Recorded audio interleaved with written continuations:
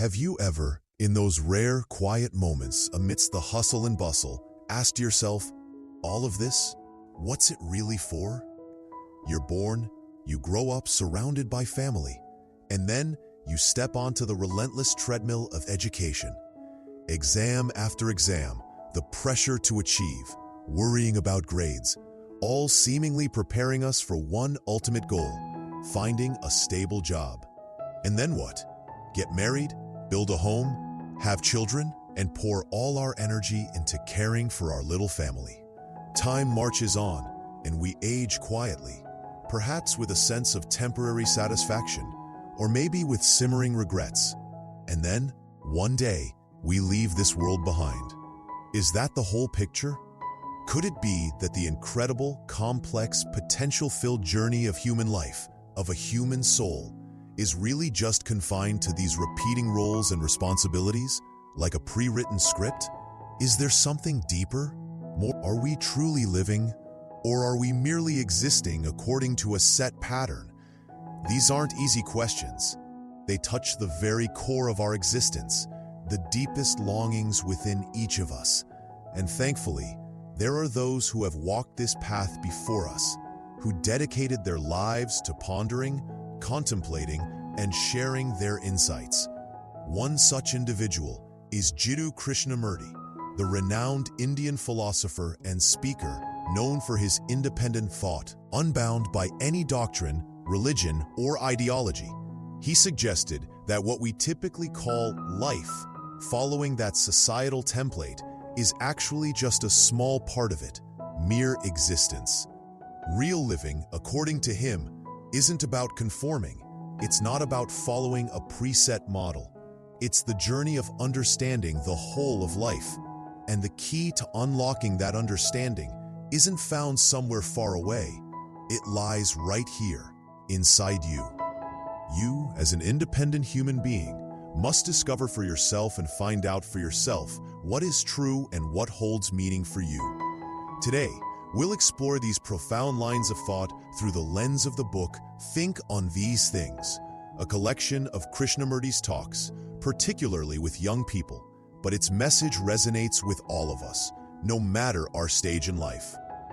Whether you feel fulfilled and are seeking greater depth, or you're struggling with difficulties, or you're a young person eagerly stepping into the stream of life, this book is like an invitation, a wise whisper, helping us to pause, reflect, and maybe find another path, another way of living, one that is freer, more authentic, and more meaningful.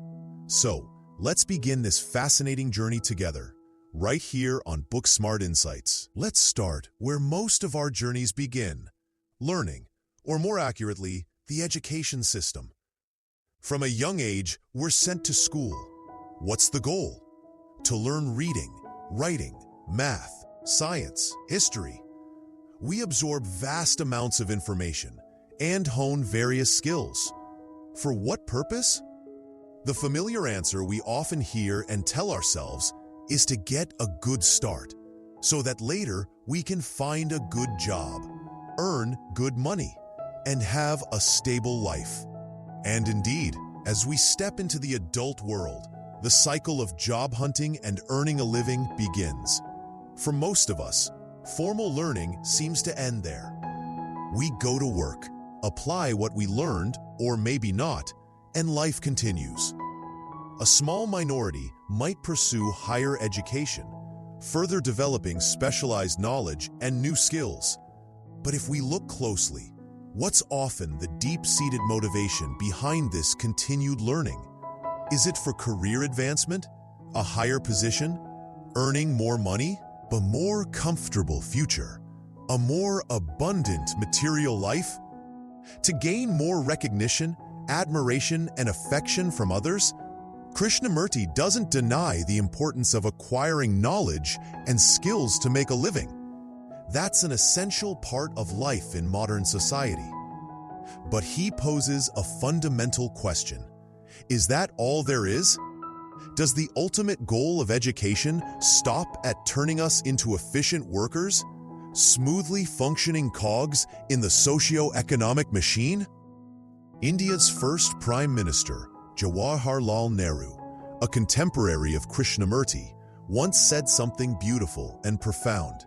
The object of education was not merely to enable us to earn a living, but to lead the spirit of man towards the right and the practice of virtue. A truly inspiring vision, isn't it? Krishnamurti shared this perspective. He warned that if you are educated only to get a better job, only to be more capable than others, only to be able to dominate or control others, however subtly, then your life, no matter how successful it appears materially, will become incredibly superficial and empty. Why? Because you've missed the entire deeper meaning of being human, of living. If education only equips you for a profession, you've only touched a tiny corner of the vast canvas of life, and you risk living your entire life according to a rigid template, like millions of others, much like a pre-programmed machine, gradually wearing down and fading away without ever realizing it. It might sound a bit extreme, but let's pause and reflect for a moment. What motivations are driving us on our educational and career journeys? Krishnamurti points out that much of what education and society encourage us to achieve, high grades, well-paying jobs, big houses, fancy cars, perfect partners, well-behaved children, excellent health, all these ambitions, if we look deep down to their roots, are often fueled by one thing: fear. Have you noticed this? When we're young, fear might not be so apparent, but as we get older, it creeps into every corner of our minds. We fear failing in our studies and not finding a job. Once we have a job, we fear losing it, fear not having enough money to get by, and fear falling behind our peers. We fear being judged by others, fear scandal, fear loneliness, fear betrayal. We fear losing loved ones, sickness, old age, and ultimately, death. Sometimes we even fear living, fear facing difficulties, challenges, fear making important decisions. This fear, according to Krishnamurti, is fertile ground for greed to grow. We desire more money to feel more secure. We desire higher status to feel more respected and less afraid of being looked down upon. We desire a perfect family to feel less lonely and less afraid. Greed tries to fill the void created by fear. But ironically, the more we desire, the more we strive to attain, the greater the fear can become, the fear of losing what we have. And so, fear and ambition become entangled, creating a vicious cycle of anxiety, insecurity, and suffering that can last a lifetime. In this cycle, our teachers teach us how to pass exams and get high scores. Our parents encourage us to seek financial stability, social status, and a life that goes smoothly. But how many people truly teach us how to face our own fears? Does anyone show us how to resolve our inner conflicts and how to navigate pain and setbacks in a healthy and intelligent way? Krishnamurti suggests the reason for this is that our teachers, parents, and society at large are often caught in the grip of prejudices, patterns, and standard values about success and happiness that have been passed down through generations, rarely questioned or doubted. Albert Einstein once said, "The important thing is not to stop questioning." But it seems we've forgotten that when it comes to the established patterns of life, we accept them as self-evident truths. And the result is, instead of awakening holistic intelligence, the capacity for self-awareness, and the ability for independent thought in each person, the education we often experience unintentionally or intentionally encourages conformity to a specific mold. It teaches us what to think rather than how to think. It hinders the deepest, most crucial understanding, the understanding of oneself. So what is the true aim of education? According to Krishnamurti, it is self-understanding. To understand life is to understand oneself. This is both the starting point and the destination of any meaningful journey of learning. The great philosopher Aristotle said, "Knowing yourself is the beginning of all wisdom." It's not the person without degrees who is ignorant, but the person who does not know themselves who is truly lacking understanding. Real understanding only comes when we dare to look at the entire complex psychological process unfolding within us. If a person cannot recognize and understand the fears that dominate them, cannot see clearly the desires driving their actions, and cannot perceive the conflicts and prejudices operating beneath the surface of their mind, then no matter how vast their book knowledge, how advanced their technology, how luxurious their material life, they will never be able to resolve the underlying pressures, conflicts, and suffering within. Life will remain a series of unconscious reactions to circumstances, a journey fraught with hidden anxieties. The most important education, therefore, must be one that awakens the capacity for self-awareness. It's not about cramming knowledge to satisfy the ego, to assert oneself through degrees, qualifications, positions, or material possessions. It's about helping us see clearly the self, or ego, that bundle of desires and fears, always clinging to formulas for safety, always craving absolute stability, always dreaming of the perfection that family and society have implanted in our minds since childhood. When you begin to observe these things within yourself, observe without judgment, without jumping to conclusions, that's when you're taking the first steps on the path to real freedom. Understanding the workings of the ego, the self, is an incredibly important, incredibly valuable starting point. Because from here, you begin to have the ability to choose how to respond to life, instead of just being passively swept along by old psychological habits. When you understand yourself, whether life brings challenges, suffering, misfortune, or conversely, joy, love, and success, you will have an inner stability to receive and experience it all more fully, more deeply. You are no longer a victim of circumstances, but become someone who actively learns from those very experiences. So try pausing for a moment right now and ask yourself, how do I truly want to live?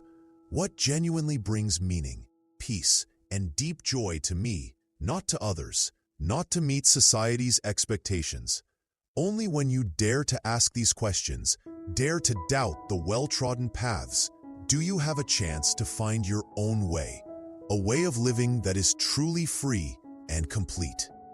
Remember Krishnamurti's words, "Life is always an extraordinary mystery." It's not contained neatly in books, nor readily available in the experiences or opinions of others. It demands that you discover it for yourself, day by day, hour by hour. And where does that discovery begin? By daring to look within yourself, even at the hidden corners, the petty, narrow, selfish, fragmented parts. It is precisely in that non-judgmental understanding that you can gradually break free from the limitations created by yourself and society. All knowledge from teachers, family, and books has its limits, but learning through self-understanding is a limitless journey. It teaches you how to listen to your inner voice, to truly listen to those around you. It teaches you how to observe your reactions, observe how you speak and behave towards everyone, regardless of who they are. It teaches you how to see the beauty and vibrant life in the simplest things, the sky, a cloud, grass, trees, animals. That is life unfolding. Therefore, whoever you are, whatever you do, if you yearn for a truly meaningful life, begin the journey inward. The whole world you want to explore, in reality, has always been right inside you. As the spiritual teacher Osho once said, the inner is where life really happens. If you cannot find peace within, you will not find it anywhere else. We've just talked about the importance of understanding ourselves as the first step towards living a meaningful life. Now, let's dive deeper into a concept everyone longs for, Freedom. But what is real freedom, and how can we attain it? According to Krishnamurti, the freedom we usually think of, freedom to do what we want, go where we please, and think what we like, is just the surface level. You might have all of that: financial independence, no physical constraints, the ability to express your personal opinions, but you might not be truly free. Why? Because real freedom, he suggests, is an inner state of being. It's liberation from all internal bonds, the bonds of the past, of unhealed wounds, of deeply ingrained prejudices, of the patterns of thought and emotion we've absorbed from family, society, and culture. It's a state where the mind is no longer conditioned, no longer reacting mechanically according to old programming. It's when we live fully awake in the present moment, not haunted by the past or anxious about the future, and independent of any form of control, whether external or from our own internal desires and fears. Sounds idealistic and perhaps unattainable, doesn't it? But Krishnamurti believed it's a potential hidden within each of us. So, how do we give ourselves this priceless gift? He suggests 3 paths, 3 crucial keys. Key number 1, nurture the right kind of discontent. This sounds very contradictory and strange. Discontent? Isn't that a negative state, an uncomfortable feeling we always want to avoid? We're often taught to be content and to accept our circumstances. Discontent is usually seen as a sign of instability, of demanding too much, of negativity. And yes, there is a type of discontent like that. It's the discontent that comes with complaining, blaming, and envy. It's the discontent of seeing others have more and be more successful. This kind of discontent usually just desires an external change, a better job, more money, better looks, and more recognition. This type, Krishnamurti points out, is driven by greed and comparison, so it's very superficial and doesn't lead to real freedom. It often causes more suffering. But there's another kind of discontent, a deeper kind, that Krishnamurti encourages us to steadfastly nurture within ourselves. This isn't discontent with others or external circumstances, but discontent with the very limitations, patterns, and prejudices that bind our own minds and society. It's a non-compromise with mediocrity, falsehood, and meaninglessness. It's a refusal to accept outdated values and impose systems of thought without questioning them. It's an intense longing to find the truth, the real nature of life, the meaning of existence. This discontent doesn't come with bitterness or resentment. On the contrary, it must be accompanied by a joy of discovery, a positive energy, and a love for truth. It's like the flame of curiosity, of a relentless spirit of inquiry. The philosopher Socrates said, "The unexamined life is not worth living." The discontent Krishnamurti speaks of is the driving force for that examination. Why does he say it leads to freedom and creativity? Because when you no longer accept the old patterns, you begin to see the world and yourself with fresh eyes. You dare to ask questions. You dare to experiment. You dare to go against the crowd. It's from this non-compromise that new ideas, new perspectives, and new solutions can arise. Creativity here isn't necessarily about grand scientific inventions or masterworks of art. It can manifest in very ordinary things that possess a different quality. It's when you choose to be kind to a stranger, even when everyone around you is indifferent. It's when you pause to comfort an abandoned animal or help a small creature in distress. It's when you joyfully plant a tree, not for personal gain, but simply to add a little green to the world. It's when you quietly pick up a stone blocking the path with the simple wish that others won't stumble. It's when you dare to speak the truth, even knowing it might disadvantage you. It's when you choose to live more simply and meaningfully instead of chasing material vanities.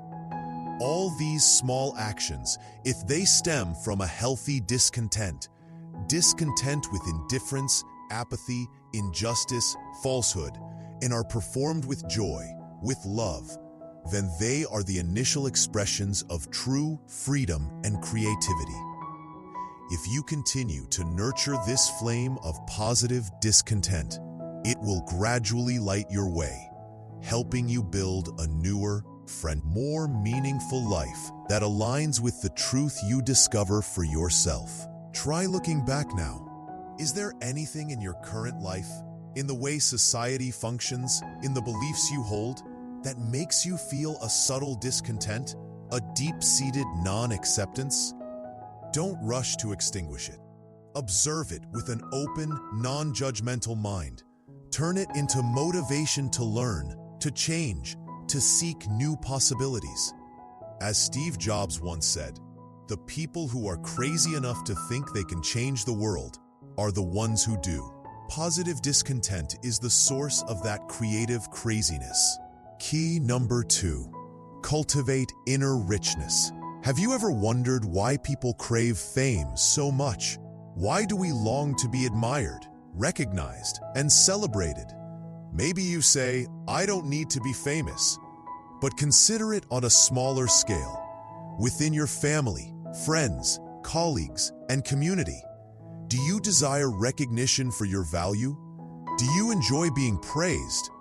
Do you feel annoyed, upset, or even resentful when someone criticizes you, misunderstands you, or puts you down? If the answer is yes, then to some degree, you still have a craving for fame, for external validation. Even possessing a big house, a fancy car, living a life of luxury and material enjoyment, if you look deep into the inner motivation, isn't there often a hidden desire to show off, to prove yourself better than others, to be known and admired? So what's the deep reason behind this craving for fame and recognition? Krishnamurti offers a blunt but profound answer. It's because our inner world is too poor, too impoverished. We feel empty, insecure, and lacking value from within. So we need external things, attention, praise, admiring glances, material possessions, to compensate, to fill that vast emptiness, to feel valuable. But this external compensation is only temporary, like a glossy coat of paint covering a crumbling wall underneath. When the paint fades, when the spotlight of attention moves on, the emptiness reappears, perhaps demanding even larger, stronger doses of comfort. It's a never-ending chase.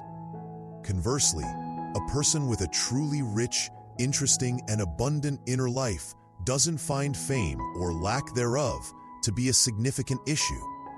They find joy, meaning, and fulfillment within their own inner world. They don't need others' approval to know their own worth. The famous writer Virginia Woolf wrote in A Room of One's Own, "Lock up your libraries if you like, but there is no gate, no lock, no bolt that you can set upon the freedom of my mind." A rich soul is like that room of one's own, an inner space that is solid, self-contained, and independent of the external world. Someone with inner richness understands that true value doesn't lie in what others think of you, but in a deep understanding of oneself and life. They have the ability to find joy and wonder in the simplest things: a good book, a meaningful conversation, a quiet moment observing nature, the excitement of learning something new, the joy of helping others. They know how to create their own happiness and their own inspiration without needing to depend on external stimulation or validation. For them, success or fame, if it comes, is merely a natural consequence of living authentically, fully, and meaningfully, not an end goal to be pursued.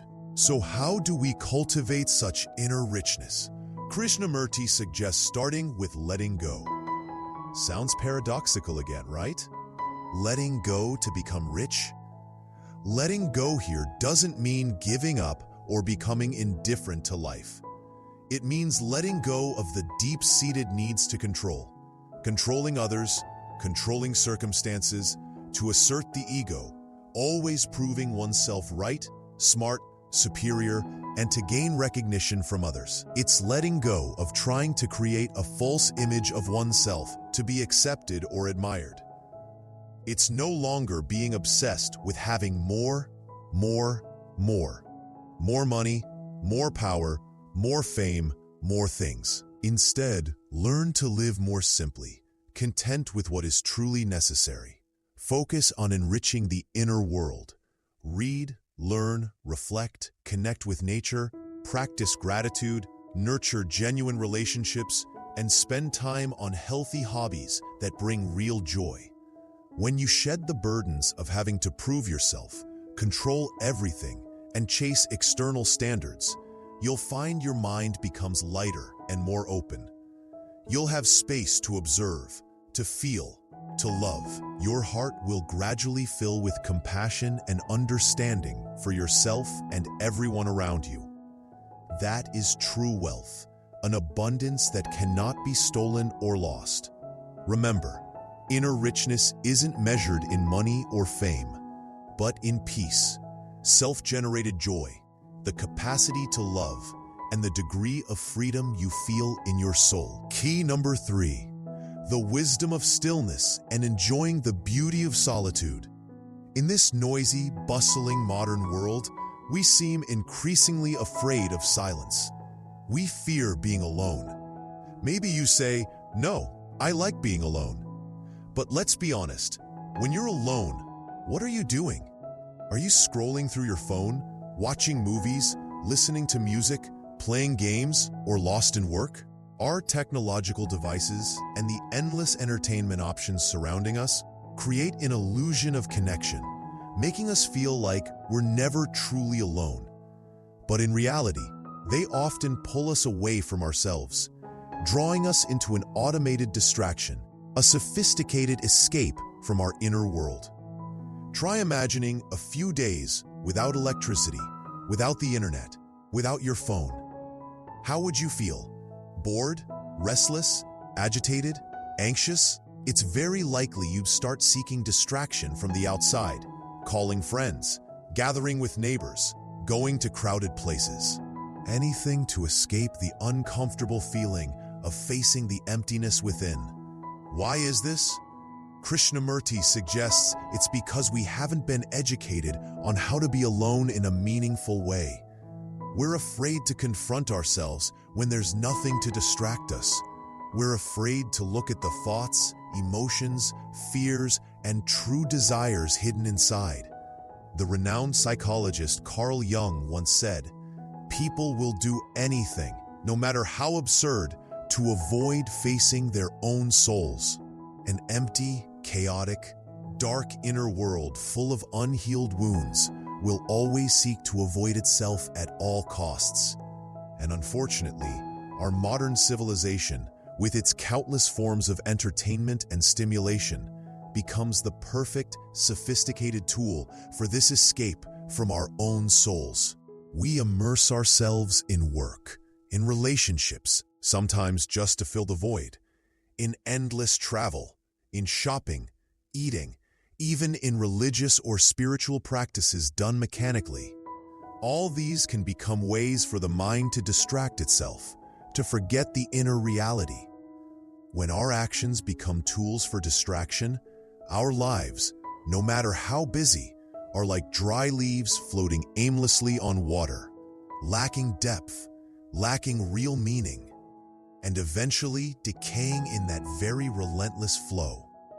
Only when you dare to stop, dare to turn off the external and internal noise, dare to face the silence, dare to look deeply into what we call loneliness, emptiness, fear, anxiety within you, without judgment, without trying to push it away.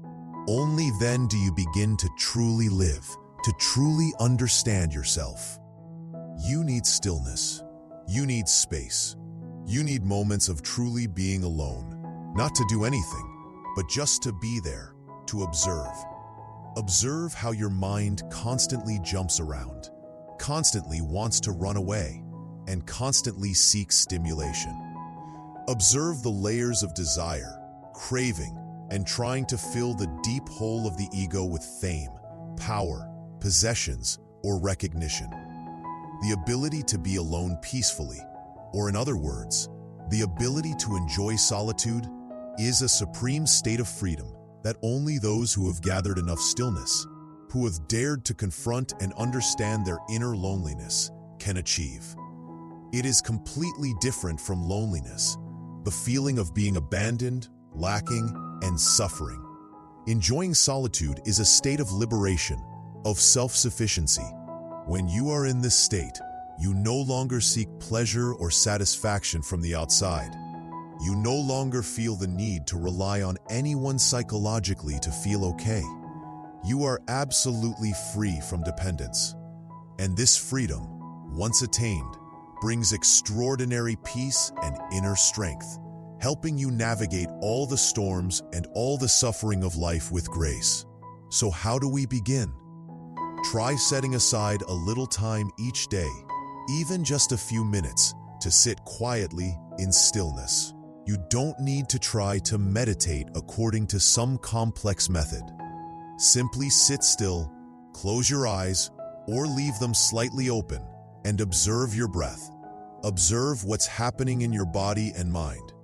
You'll notice your mind is very noisy, very busy, full of thoughts, worries, judgments, and plans. Don't try to suppress them. Just become aware that they are there.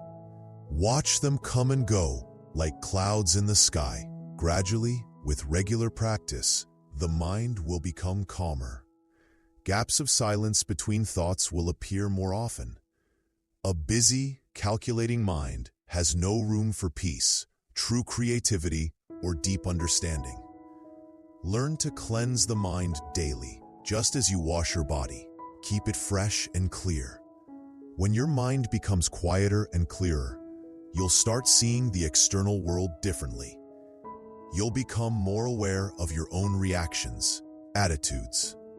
Having explored the importance of inner freedom and the keys to achieving it, let's now look at how Krishnamurti views some very concrete aspects of daily life: discipline, work, and love. These are areas where we often hold fixed ideas, and his perspective might make us think again. Perspective 1. Discipline. Forced effort or natural harmony. When talking about success in achieving goals, people often emphasize the role of discipline. Want good health? You need discipline in eating and exercise. Want career success? You need discipline in work, continuous learning, waking up early, and working hard. Want to overcome bad habits? You need self-discipline. Most of us agree that discipline is necessary, even prerequisite, for a responsible life, for overcoming difficulties and achieving what we desire. Krishnamurti doesn't entirely dismiss this, but he looks deeper into the nature and motivation behind the discipline we usually apply. He points out that very often, the need for discipline arises from an inner conflict. For example, you want to indulge in delicious, rich foods, but you also want a slim figure and good health. These two desires conflict, creating tension. To resolve this conflict, you think you need discipline, forcing yourself to diet and resist tempting foods. Or you have a smoking habit, but you also know it's harmful and want to quit. Another conflict. You try to apply discipline, setting rules and using willpower to fight the craving. You want to rest and relax in the evening, but on the other hand, you want rapid career advancement, want to study more, and do extra work. Conflict arises again. You need discipline to overcome laziness, to force yourself to sit at your desk instead of watching a movie. In these cases, discipline acts like a surface measure to control and suppress one of the conflicting parties inside you. It's like putting a tight lid on a pot of boiling water. It might seem okay temporarily, but the pressure inside remains, perhaps even builds up. Krishnamurti argues that imposing discipline this way is actually just suppressing real emotions and desires without truly understanding them. You're using willpower to fight against a part of yourself. This creates continuous tension, a constant internal battle, and sooner or later, those suppressed desires or habits might resurge even stronger when your willpower weakens. Or they might manifest in other negative ways you didn't expect. You'll feel tired and exhausted and live in torment, potentially harming yourself and others in this internal war. So, what's the solution? Instead of focusing on imposing external discipline, Krishnamurti suggests we turn inward to understand and resolve the conflict at its root. Ask yourself, why do I have these conflicting desires? What are their origins? What are the real motivations behind each action and habit? For instance, why do you crave unhealthy foods? Is it stress, boredom, or a way to seek instant comfort? Why do you smoke? What feeling does it give you? What does it help you cope with? Why do you feel lazy and unwilling to work? Is the work genuinely unsuitable? Or are you feeling overwhelmed or burnt out? When you begin to observe and understand deeply the needs, cravings, fears, and real motivations behind your behaviors, a natural change can occur. You no longer need to use willpower to fight yourself. Instead, you can make wiser, more harmonious choices. When you truly understand the nature of life and understand the workings of your own mind, you will transcend inner conflict. Then, your thoughts and actions will become harmonious and integrated naturally. You'll do what needs to be done, not because you're forced by discipline, but because you clearly see it's the right, appropriate thing to do, bringing real benefit to yourself and others. This is a completely different kind of discipline, one that comes from understanding, from freedom, not from fear or coercion. It is intelligence in action. Perspective 2.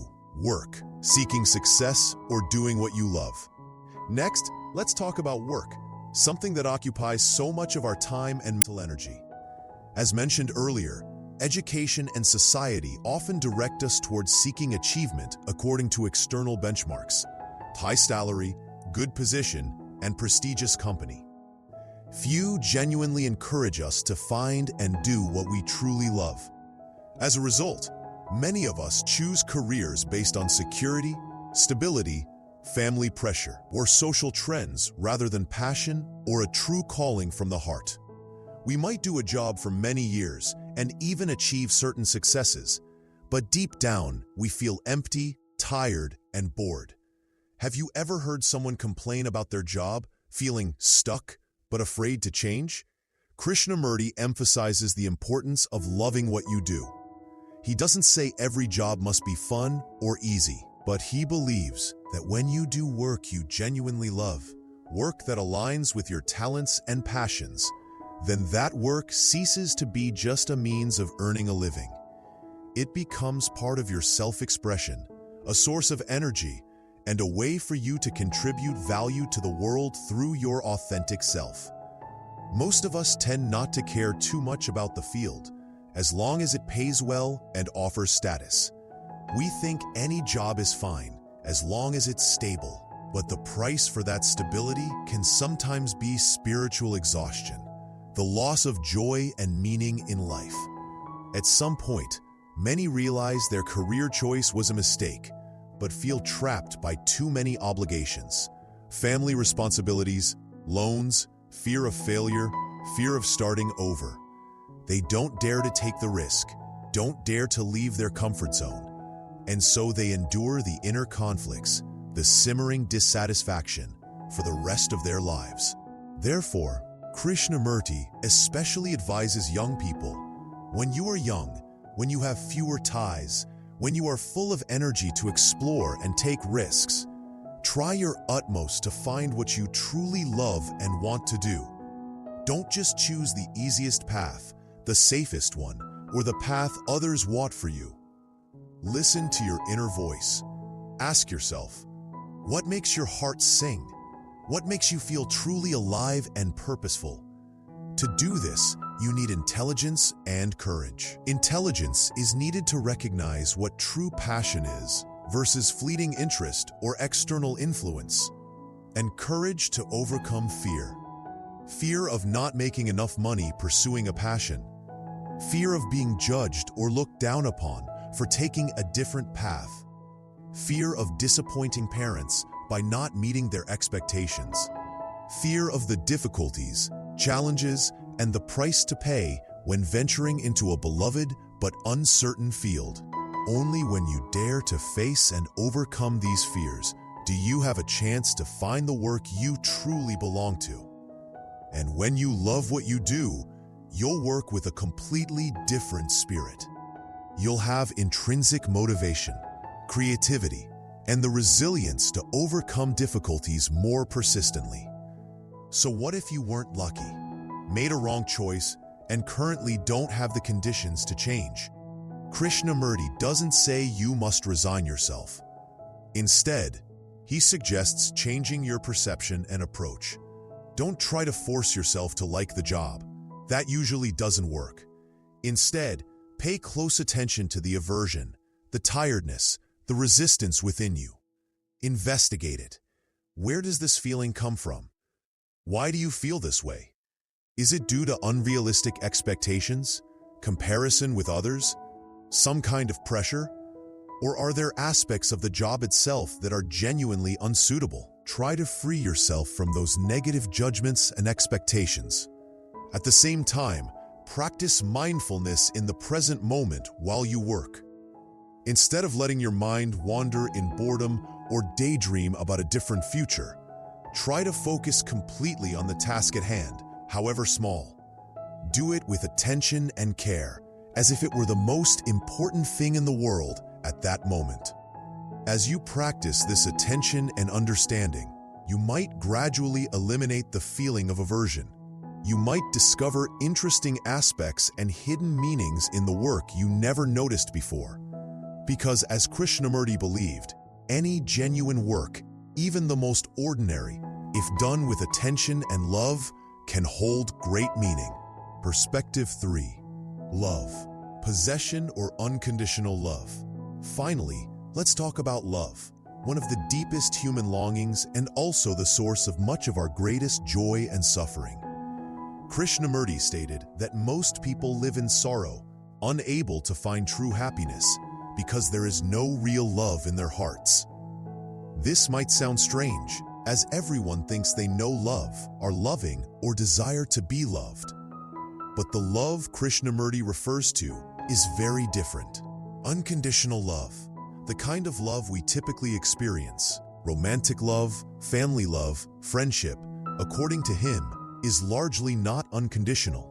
It's often a love born from the ego, full of expectations, conditions, and calculations, even unconscious ones, and besieged by anxiety, jealousy, fear of loss, and the desire to possess and control. Consider romantic love. It often starts with physical or emotional attraction based on instinctual and psychological needs. We love someone because they make us feel happy, cared for, understood, or simply because they fit a certain image we seek. We expect the other person to love us back in the way we want, to meet our expectations. When those expectations aren't met, we feel disappointed, hurt, and resentful.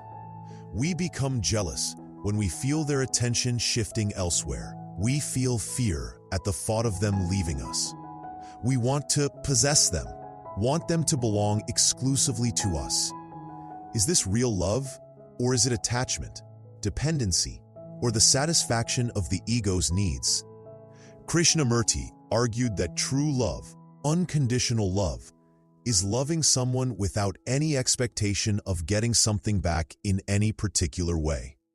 It's loving, not for one's own benefit or emotional, sensual gratification. It's loving without judging or wanting to change the other person to fit our ideal.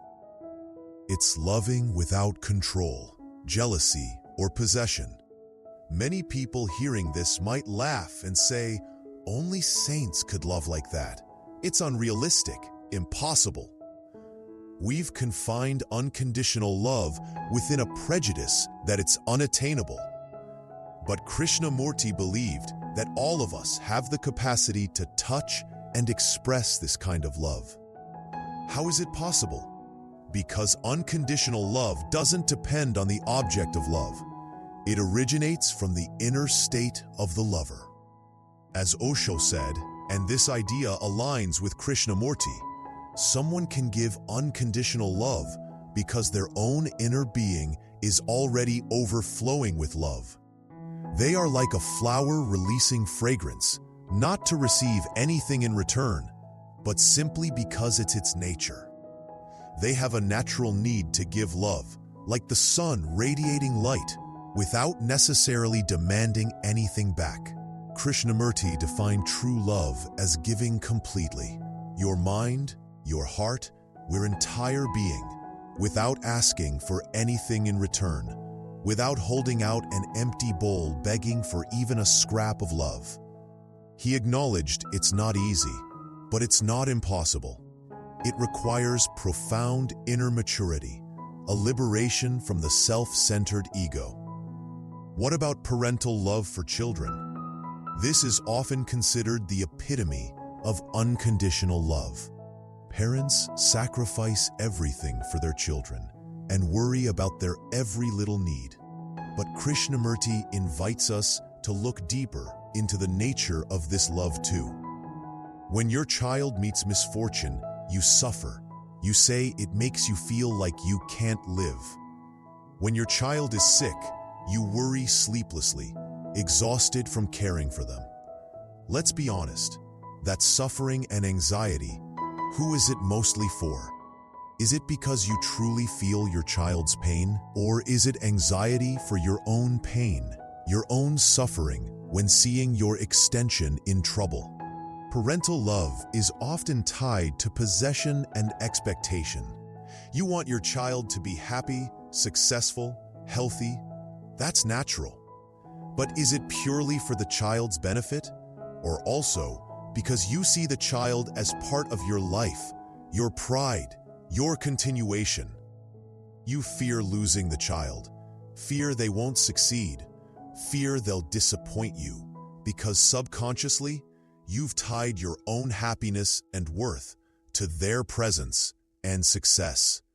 Is that unconditional love? Truly unconditional love for children, according to Krishnamurti, shouldn't be based on expectations or pressures you place on them.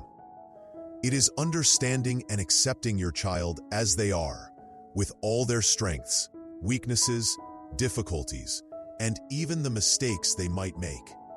It's loving without turning the child into a tool for your own comfort, pride, or filling some void within yourself. It's a love that brings freedom to both you and your child, helping the child grow into an independent, confident individual, rather than becoming a copy or extension of the parent. The journey towards being able to love unconditionally, whether it's a partner, child, parent, friend, or even strangers, nature, or animals, is a very long and profound one. It has less to do with the object of love and more to do with your own inner journey of growth. Only when your inner world becomes rich, full, peaceful, and content, when you no longer feel needy or need to cling to someone to feel valuable, only then can your heart truly open wide, becoming fertile ground, ready to nurture all seeds of love, wisdom, and creativity naturally, without discrimination, without demands. We've talked about education, freedom, work, and love. Now, let's touch upon a subject people often avoid the most, yet it's an inseparable part of life: death. Why has death become the greatest fear for humankind? Why are we so apprehensive, so hesitant, even taboo about mentioning it? Clearly, death is inevitable, certain to come for everyone, sooner or later, unexpectedly or forewarned. Yet it has become a haunting specter, a prison in the minds of most of us. Krishnamurti suggests this fear stems from the fact that we've never truly learned how to understand and face death. We're only taught to cling to life at all costs. We're instilled with the idea that life is everything, while death is the end, a return to dust, a terrifying cessation. Consequently, very few people can smile peacefully, serenely, when confronting their own death or that of a loved one. The final and perhaps most profound thing each person needs to do in this life, according to Krishnamurti, is to understand and feel death deeply. But not by waiting until we're on our deathbed, waiting for the final chapter to start pondering it. Instead, we must learn to live with the awareness of death in every moment, every second, right from when we are young and healthy. Why must we do this? Because when we live with a clear awareness of life's finiteness, of its impermanence, we will stop wasting our lives on meaningless conflicts, struggles, and hatred. We will stop desperately clinging to fleeting, trivial pleasures. We will stop being blindly and relentlessly immersed in work, in the pursuit of success and fame, forgetting other truly important values. Awareness of death isn't meant to make us pessimistic or depressed. On the contrary, it helps us cherish life more than ever. It reminds us to live fully and meaningfully in each present moment. It helps us learn how to let go of what's unnecessary, the burdens of the past, the vague anxieties about the future. And most importantly, when we've learned to live with death daily, then when death actually comes knocking, we will no longer be afraid, desperate, lonely, or regretful. We will no longer try to fight hopelessly against it. We will be able to accept it as a natural part of the journey, a necessary transition. That readiness is the ultimate peace. How can we live with the awareness of death? First, practice letting go of all attachments, all excessive clinging to the ego and possessions, right while we are still living. Letting go here doesn't mean discarding everything, but deeply realizing the temporary nature of all things: possessions, status, fame, relationships, even this very body, without clinging to them as if they were permanent or an inseparable part of our identity. Enjoy them while they are here, but always be ready to let them go when the time comes. Second, instead of viewing death as something separate, foreign, and terrifying at the end of the road, learn to see it as an integral part of the natural flow of life. Birth, aging, sickness, and death are the laws governing the universe. Everything arises, exists for a time, and then transforms and dissolves to make way for new forms. Death isn't necessarily a tragic end, but possibly just a transition from one state of existence to another. However, Krishnamurti also warns us not to fall into another trap, clinging to concepts of an immortal soul, reincarnation, heaven, or hell. Because these concepts, however comforting they may seem, are still another form of attachment to the future, an effort by the mind to escape the truth about the complete cessation of the individual self as we know it. He encourages us to completely let go of all concepts, all images of an afterlife, and simply accept the fact that we do not know what happens after death. It is this very unknowing, when fully accepted, that brings freedom from fear. Finally, a very practical way to practice understanding death in daily life is to learn to let the past die every day, even every moment. We often carry the heavy burden of the past, happy and sad memories, wounds, successes, failures, and let it dominate our present and future. Learn to release those burdens. Forgive yourself and others. Let each day be a new beginning. When you learn to live fully awake in the present moment, you won't have time for regrets about the past or fears about the future, including death. Living fully in the now is the best preparation for death because you will have nothing left to regret when it arrives. Thus, understanding death isn't something gloomy. Rather, it's the key to unlocking a truly authentic life, a life filled with meaning, love, and freedom. So we've journeyed together through some deep and perhaps challenging ideas from Jiddu Krishnamurti, inspired by his book, Think on These Things. From questioning the true purpose of education, exploring the nature of inner freedom through positive discontent, inner richness, and the power of stillness, to re-examining how we approach discipline, work, love, and even death. It seems the consistent message Krishnamurti wanted to convey is this: the real journey for each of us in this life isn't about perfectly fulfilling roles predefined by society, nor is it about fitting neatly into established molds. Instead, it's a precious opportunity to experience life in all its complexity, diversity, and even its contradictions. Most importantly, it's a chance for us to discover ourselves, to understand our deep motivations, hidden fears, and the patterns governing our minds, and from there, to seek and touch our true, core essence. Think on These Things, like Krishnamurti's other works, isn't a handbook offering ready-made answers or a specific theoretical system to follow blindly. Reading Krishnamurti might leave you feeling confused, even uncomfortable or resistant at first, because his thoughts often run counter to, even shatter, the psychological patterns and ingrained beliefs most of us have been nurtured with since childhood. Many might finish reading and feel bewildered, unsure of what specific action to take, but that is precisely his intention. He didn't want to create followers or disciples. He wanted to awaken the capacity for independent thought and self-discovery in each person.